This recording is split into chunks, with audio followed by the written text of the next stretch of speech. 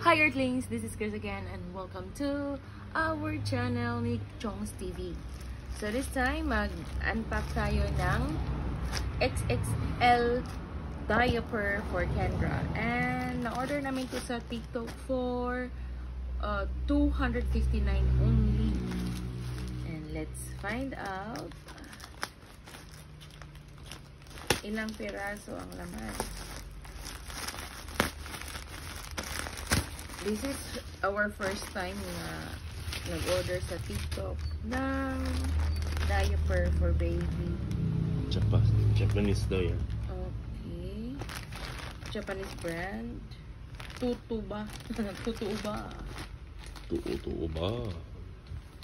Tutuba ang pangalan niya. Japanese brand.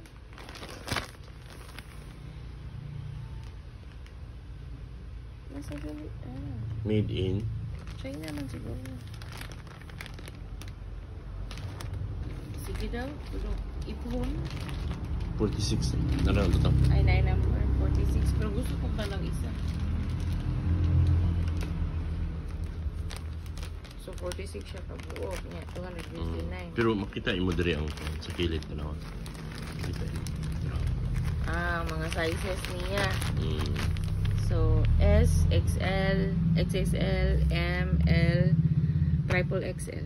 So, mura lang din siya. Kasi pag bumili ka sa Nindot po siya lang. Iyang kuan, mura-mura na po siya. Itong iyang unang brand. ipis na. Nipis na po. Nindot kayo siya. Yun. Gaan ba siya? Wala. Kumot?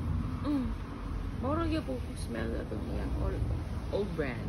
Pero nipis siya. Hey, thank you sa seller and rider. Ala, nindot siya. Yay! Tadadam! Thank you! Wait.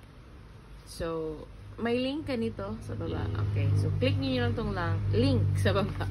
Promise. Nindot yun siya. Nindot yun siya. Parehara yun ang kuhan. Mas humok pa gano'n. Humok yun siya. Sige, bili na po kayo.